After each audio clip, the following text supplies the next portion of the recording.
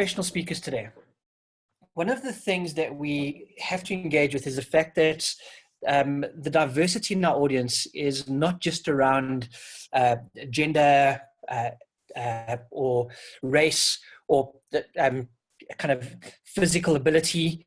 Age is increasingly one of the diversity dynamics that we have to be able to engage with and connect with while we are speaking. And so from a Tomorrow Today perspective, this is probably the space that's made our organization famous in South Africa. So we started out with Graham probably almost 15 years ago, I think, getting going with the Mind the Gap generational theory stuff. And my focus in particular has really begun to develop around looking at people under 35. And so a little bit of what what I'm going to be focusing on today is helping us to get a sense of what are some of the differences, what are some of the things that we need to bear in mind for these younger men and women in our audience who don't necessarily see the world the same way as we do. But to kick off, I just want to give it a little bit of context. So what we have is older members of our audience, so people who grew up in the industrial era, so the silent generation, largely growing up in the 1940s and 1930s and 1940s. And from a communication perspective, these men and women grew up very much in a kind of command and direct world. So they were told what to do. And that's the way they function. They lived in a world where communication was about being given orders and responding to orders. So from a professional speaker's perspective, when we have these generally quite old members in our audiences, they don't need us to do a lot of convincing necessarily. If they buy into us as experts in our field, they will generally take what we say as the truth or as fact right up front, because that's the way that they're used to engaging with authorities. Authorities give orders, authorities communicate in that way, and you're just going to do what you're told. And if we understand the world that they were growing up in and that they developed in, we can understand that that would be the way that they would respond. But the generation that followed them, the baby boomers, grew up through the 1950s and 1960s. And that was the beginning of our transition out of the industrial era and the industrial world, which is very realistic and very about gears and machines and steam and that type of stuff, into a world that began to be about computers, about technology. So in 1948, we had the very first digital computer, a computer called ENIAC, that came out. And the baby boomers who grew up then through this era of growing and developing technology grew up in a world where essentially for them, there was a whole different way of engaging with from a communication perspective and engaging with the world around them. So, I mean, interesting interesting image. Scientists from the Rand Corporation in 1954 were asked to imagine what a home computer would look like in 2004, which was 50 years ahead of that. And this is the home computer that they came up with. But the problem that they had is they said this is what a home computer would look like in 2004, but they really didn't think that it would be economically viable for people to have computers in their homes. Probably because when you look at the size of the computer, you'd need a whole new room in your home to get the computer in. And again, as I look at it, everything looks familiar from where we are today, except maybe the steering wheel, unless that's the mouse, turn left, turn right, and double click with the hooter. But the baby boomers grew up in this world. And so for the first time, from a communication perspective, it wasn't this command control, be directed, but it really began to be about pooling together and what is the collective together. So baby boomers are the architects of the meeting culture that we have in the corporate world today. Because while baby boomers were growing up, there weren't enough resources.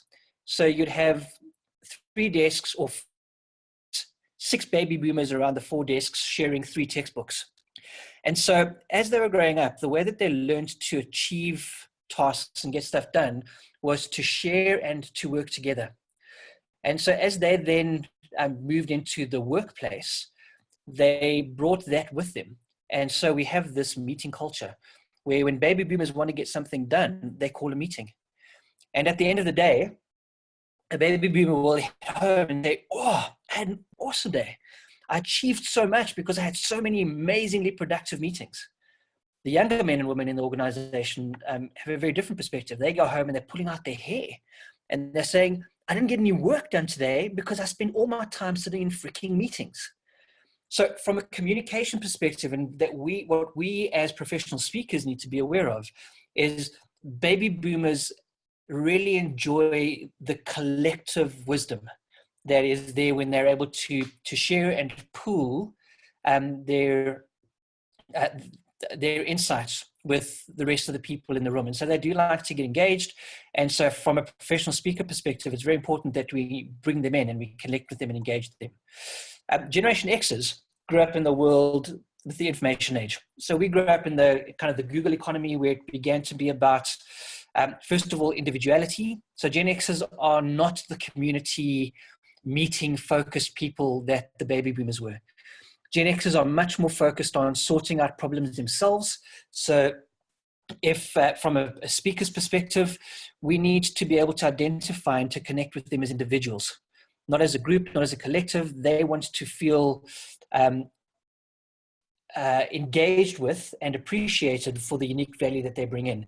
And from an information age perspective, they're also the first generation who was exposed to more information than any other generation has ever been exposed to before. So for older generations, if they wanted information, they'd have to go to the library and go through the catalog cards, find the one book on a topic that maybe existed, and then go to the stacks and hope that the book had been properly filed and stored on the shelves. And that would be the only information that they'd have. But Generation X's, we grew up in that world. That was our childhood experience. But then Google came along and the internet came along, and we began to experience the benefit of information and being able to find lots of information. So very, very different to the silent generation. For the silent generation, if you stand up and you've been introduced as an expert, they will take your word as truth. For Generation X's, just the fact that you've been introduced as an expert doesn't necessarily mean that they'll believe you. So Generation X's, the information and the way that you connect with them and authenticate yourself is very important. And so then we get to where we're at today. We get to the world of the millennials, of the digital natives, growing up a world of technology, increasingly mobile technology. And this has shifted and changed their view of normal. And so I'm not going to go into a lot more detail about these guys, these men and women right now, because that's what we're going to focus on a little bit just now. But as we look forward, one of the things that we need to then consider is what is the world that the next generation of young men and women are being born into? And it's a world that is being influenced by these types of things. Augmented and virtual reality are getting rid of screens. They're changing the way that we engage with data. So for most of us in this room, we started out using computers where you had to use a mouse and a keyboard, and you had to kind of read through the screen, type your stuff, and that was the way that you engaged with things. Today's millennials and the Generation Zs who are following them are growing up in a world where we actually no longer use keyboards. They're the I-touch generation. If you can recognize a picture and you can touch a screen, you can use a computer.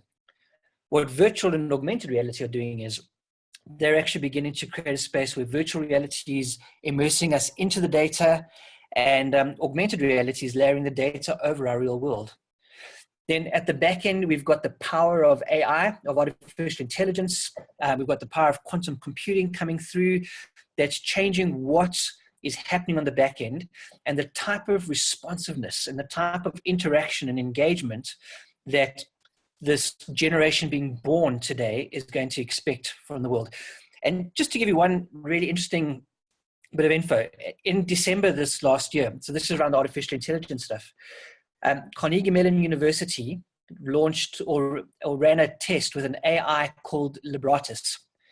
And Libratus was created to play poker, And so for the first 20 days of January 2017, Lebratus played 120,000 hands of poker against 4 top professional poker players. At the end of the 20 days, Lebratus was 1.7 million US dollars ahead of the 4 professionals against whom it was playing. I mean, that on its own is pretty amazing. But here's the bit that blew my mind. They interviewed one of the guys who was part of the team that put Lebratus together. And here's what he said about the AI. He said, you cannot win at the game of poker unless you know how to bluff.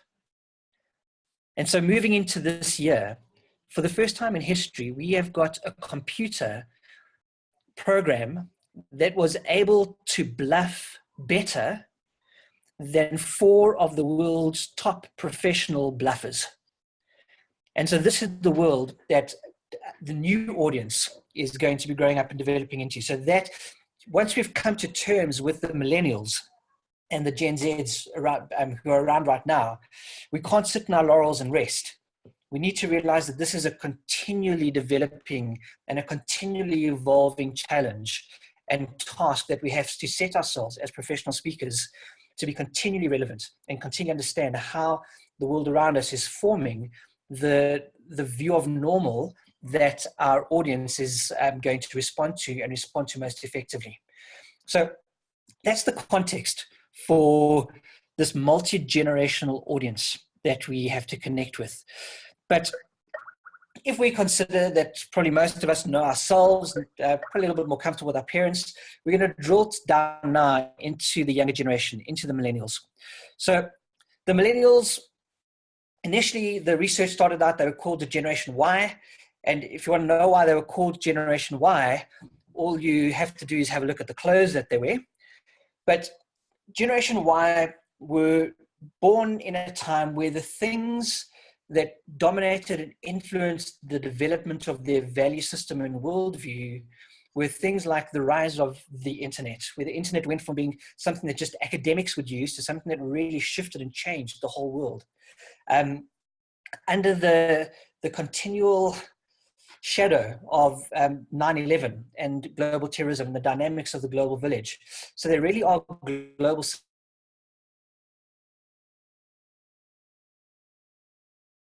One of the things is the way that they're able to connect with content and connect with information, and that it happens instantaneously and pushed to them wherever they are with mobile devices in their pockets.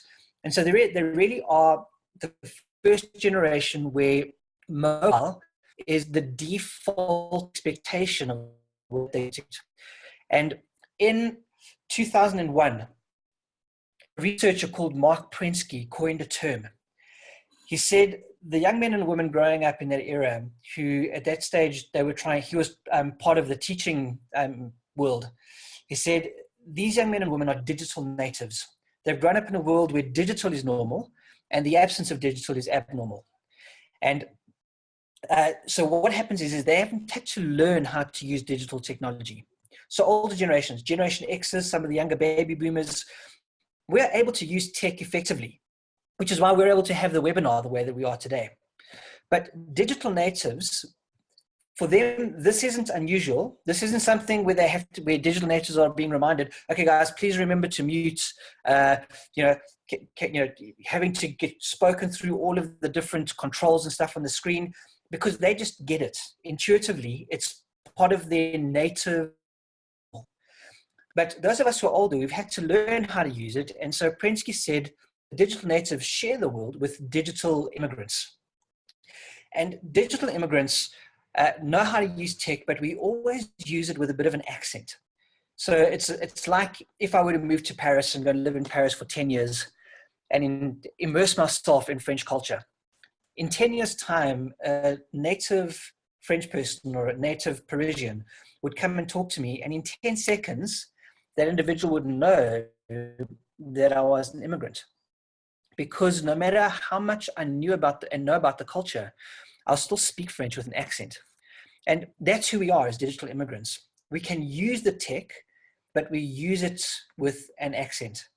So this is that sense of normal, which is one of the major diverging points between people under 35 and those over 35 within our audience, is the way in which we engage with digital technology as part of our everyday lives and the stuff that is just naturally and intuitively comfortable for us.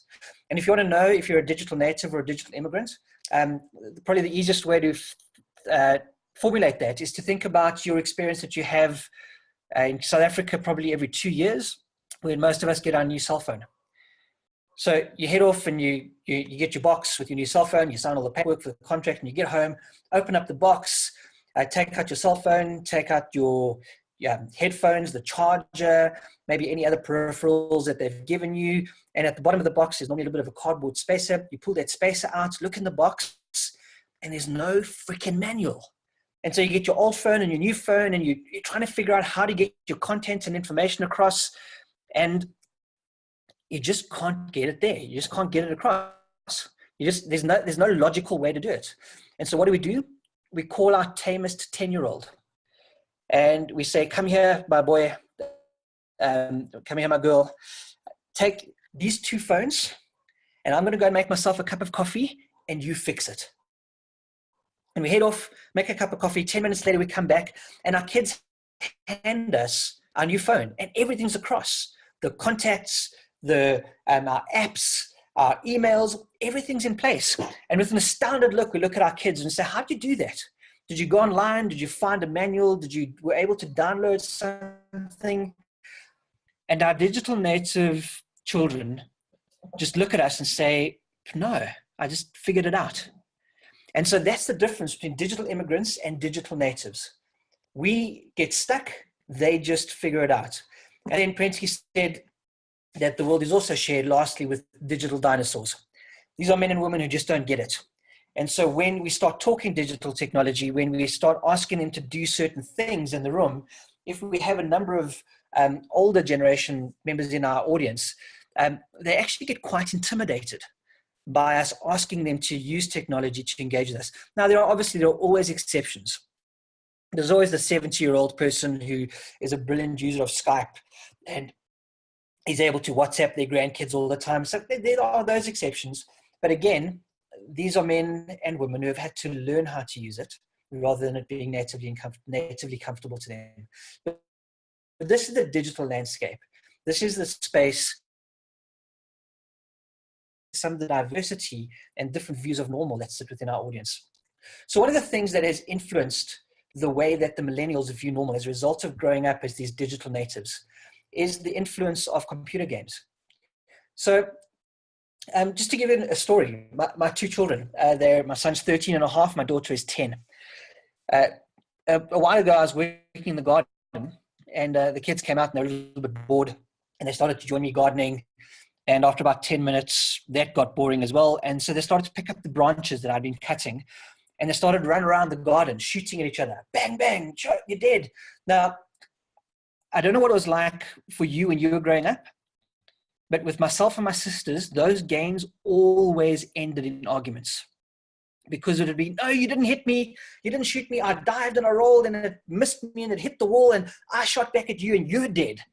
And the arguments would just ensue. Now, for my children, they had no problem dying. It was, they would go, bang, you're dead. They argued about the respawn points. No, you can't respawn there because that's too close to my place. And what they had done, I realized amazingly, is my children had taken their gaming reality and they had brought it into real life. And so that's this thing that we experience around computer games or around games. Society has always used games to teach children the skills they need to be successful adults. So when you're playing a game of peekaboo, your 2-year-old is learning something. Even though I can't see dad, doesn't mean dad's not there. As children grow up, they'll then migrate to start playing something like hide and seek. And they're learning an extension of the peekaboo lesson. And the extension is, even though dad can't see me, it doesn't mean I'm not safe. And then for older generations, as they grew into adolescence and young adulthood, they started to play board games. And whatever the board games were that you played in your family, You learned adult life skills through the board games that you played. Now, young millennials today may still play board games, but it's an event. It's something that they'll play every now and then, and it's a big thing. It's not just their normal way of doing relaxation and chilling. Today's young people, when they graduated from hide and seek and those things into adolescence, they didn't move to a world of board games. They moved to a world of computer games. And so what computer games have done is computer games have taught different things, and computer games have taught differently. And so as we connect with our audience, this is some of the stuff we need to realize. And so just very simply, think about failure as a concept, as an idea. When you played board games, what did board games teach you about failure? Think about Monopoly. If you lose all of your money and your houses and your property and everything, and you're out of the game. Is there any way to get back in? No, there isn't. If you're the first person out and people trust you, maybe you can be the coffee jockey, bringing coffee to everybody else. Maybe you can be the banker, or else you're just sitting as a spectator watching the game. What did you learn about failure there? If you fail, you're dead. But when you play a computer game, what happens? You come around a corner and you do something wrong and you die, and then you get exactly what my children engage with. You get that argument. You're not dead. It's not the game over. You respawn. You go to the last point in the game that you saved, to the last threshold you crossed, and you come to that same point where you died before, and you just try something different. And as you try something different, you may die again. It doesn't matter. You go back, you respawn again. And you can come over that same point 10, 20, 30, 50 times. But eventually you're going to come around past that point and you're going to succeed and you're going to get it right. And as a result of that, you're going to move on and you're going to next level. If you ever come back and play this level again, when you get to this point that you died 50 times, are you going to try any of the 50 things that didn't work? Or are you going to do the one thing that did work? What have we learned about failure through playing computer games? It's not that failure is death. It's that failure is part of the process of eventually getting it right. Two very different perspectives of the same thing as a result of the different types of games that our digital natives, our millennials, have played as opposed to older generations. And so two gents wrote a book called Got Game, How the Gamer Generation is Changing Business Forever. Howard Beck and Mitchell Wade are the name of the authors. And they identified 6 values that computer gaming generated in this generation. The first thing they said, they're very social. So even though a gamer might look like they're sitting in the lounge on their own, they're not generally playing on their own. They're part of a virtual community that they're part of. They're very flexible. So they'll go and they'll have an objective, they'll have a strategy, but they'll chop and change that strategy as they need to in order to achieve their task. Because linking to number 4, they're very competitive. They want to win. And so they'll do whatever they need to win. They're able to multitask.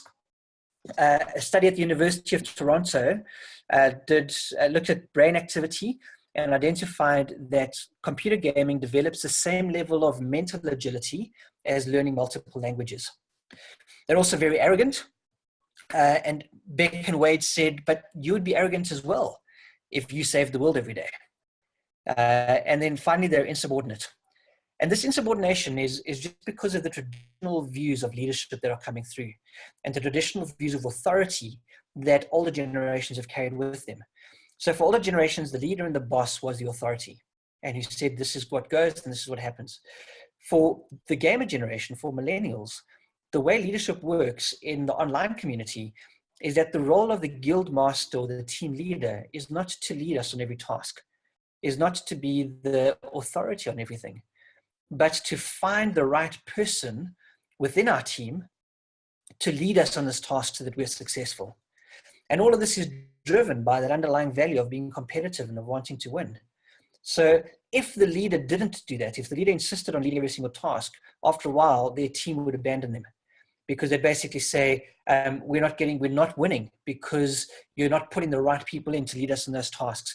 And so what happens is older generations look at this from a millennial's perspective and say, you're insubordinate, you lack respect, The reality is that's actually just a different view of leadership and of the benefits and the place and the engagement that we have with authority. And so for us as professional speakers, you often stand up and rely very much on the fact that we're viewed as authorities, that we're viewed as leaders when we stand up and we speak. We need to understand that from the millennial perspective, they're not seeing that credibility or that perspective that we bring of ourselves in the same way as the older men and women in our audience are. Then there's it's something that kicks in around about 28, and it's called the quarter life crisis. Older generations, if we look at Maslow's hierarchy of needs, older generations, as we lead the world, took care of a lot of the basic needs. So the silent generation post-World War II, post the Great Depression, they really rebuilt the world. And so the psychological needs, the needs of safety and security, those are taken care of by the silent generation. The baby boomers focused a lot on building a social world. Generation Xers, essentially individualists, so very much about self-esteem. What have we left for the digital natives and the millennials? The top of the pyramid. Self-actualization. So as digital natives and millennials move into adulthood, they're moving into a world where all of the lower needs are already taken care of for them. They've been taken care of and they've been made aware of them as they were growing up as children. So the questions that they're beginning to ask themselves in adulthood are the questions of self-actualization. And so in their late 20s, for the first time in their lives, they're lifting their heads up, looking around at the people that they work with, looking at their parents, looking at family, looking at the other grown-ups in their lives, and they're asking the question, is this who I want to be? And as digital natives in the process, they're also redefining Maslow's hierarchy. Is this who is a question that older generations that we asked when we hit our 40s and our mid-40s, and we had a midlife crisis. The millennials are having that crisis a decade and a half earlier, at 28, 29, 30. And so what we're starting to see is young men and women who have worked hard and have qualified in the professions that their parents were very proud of them entering. So we're seeing a motor mechanic, or not a motor mechanic, an engineer resigning and heading off and becoming a chef. A CA is leaving to chase their dreams of being a motor mechanic. We're seeing young men and women just making decisions at the stage of life where we were hoping that they'd become grown up and that they'd start maturing, and they're making decisions that are making the older generations look at them and say, these kids are flakes. And what's actually happening is they're not flakes. They're experiencing a life stage that is absolutely unique to them. Never existed before, and it's changing their whole view of normal. So when you stand up, and the other interesting thing is that a lot of millennials don't even know that everybody else is going through this.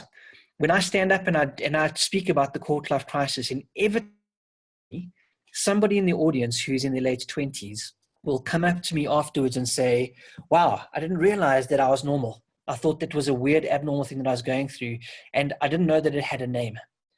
In fact, it happened at the National Convention. One or two of the younger members came up to me afterwards and said, gee, so this is why I want to be a professional speaker.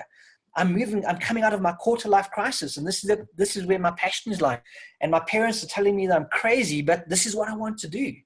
And so as you have these young men and women in your audience, understand that they look at the world differently, and the way they hear your message, the lens through which they view it, the filters through which they hear it, are the filters of a quarter life crisis where they're asking the questions of self-actualization. And it's never happened before, and they are not flaky, they are not freaky, they are normal. So if you want to connect effectively with the millennial men and women, the millennial members of your audience, have a look at them and ask, what are they thinking? How do their brains work differently to ours? What are they doing? Where are they engaging? What are they making? What's the stuff that gets their creative juices going? Where are they going? Where are they forming community and culture? What is the stuff that sits at their gut? But ultimately, in light of all the stuff some of the stuff I've said tonight, you've got to ask yourself, what is it that they believe that's different to what I believe, or to the assumptions that I would generally be very comfortably able to make? Where are our beliefs slightly different? And how can I bridge that gap in connecting with them at that point in their heart? And as we then connect with the millennials, the next generation coming through, our children today, the Generation Zs, are also coming through, and they're being influenced very differently with a whole lot of different things coming through. The internet, mobile phones again. But for them, the internet is very different. It's not just about and access data. It is about broadband. So they don't know the horror of and then waiting for a web page to load for 10 minutes that many of us experience through dial-up. For them, if something doesn't happen instantaneously, they're going to move on. And this is probably the most instant gratification generation that has ever lived, the Generation Zs. We don't know exactly all the influences that are forming their value systems. So that's why they're called the Zs at the moment. We haven't got a new label for them yet. But the labels that are being bandied about, are they being called either the selfie generation or potentially the I-touch generation? The first generation of young men and women who haven't had to know how to read or type to use a computer. So this is the next phase of our audience that we're going to be connecting into. And to wrap up, I just want to give you just an illustration for the way to connect with your audience. And it comes from sheep farming. Now, when we drive through the Karoo, through a world famous sheep farm on the end, or sheep area on the end farms where the sheep farmers have strung up fences. And the fences are there for a reason. They're there to help the sheep farmer manage his resources, his flock, his grazing, his water resources. But what ends up happening for many of those farmers in the Karoo, they're stringing up hundreds of kilometers of fences. And it ends up being one of their biggest capital expenses on their farm. And so unintentionally, many of the farmers in the Karoo end up spending more time managing their fences than they do managing their sheep. In the Aussie outback, which is also area for its sheep, the ranches in the outback, which is also a semi-desert, much like the Karoo, don't have fences. What the Aussie sheep ranchers do is they sink wells. Because what they know about their sheep is that in a desert environment, every single animal knows that there's only so far that you can wander away from a source of water before you have to turn around to get back when you're thirsty. And so rather than trying to manage their sheep by putting fences that try and corral them in, the sheep ranchers sink a well that causes the sheep to actually stay where they are out of their own self-interest. And so in a very real sense, this is what we need to be doing as professional speakers. Not asking, how do I hem my audience in? What are some of the boundaries and parameters that I can put in place to keep them focused in the space where I want them to be? As you connect with a very diverse, multi-generational audience, as you start connecting with millennials who look at the world differently to the way that you do, you've got to ask yourself, where are my wells? What are the wells in my message that while I'm speaking, I can sink them in the middle of the room, and the millennials and this audience that I don't necessarily see the world in the same way as I do will choose to stay, and will choose to stay and engage with me and with my content because they see that it is in their best interest to be here. And so what we have to wrap up is we have this dynamic. If you look on the page there, or on the screen, there are two things. There's a pile of rubbish or of trash on the left-hand side, and a picture of an older gentleman, a portrait on the right-hand side. And if you look at it right like that on the screen, it looks like there's nothing that those two things have in common.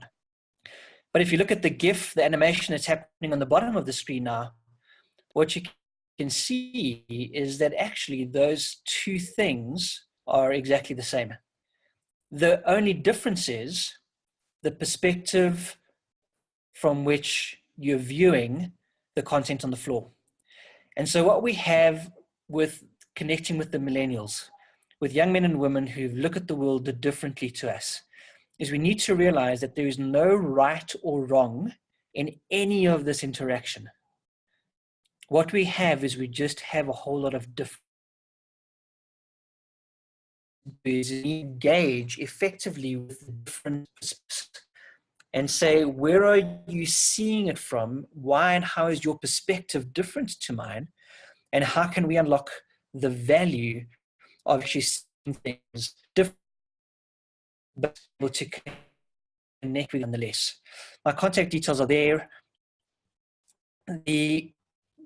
My contact details are there. Obviously everything's being recorded. I'll send the slides through to Charlotte.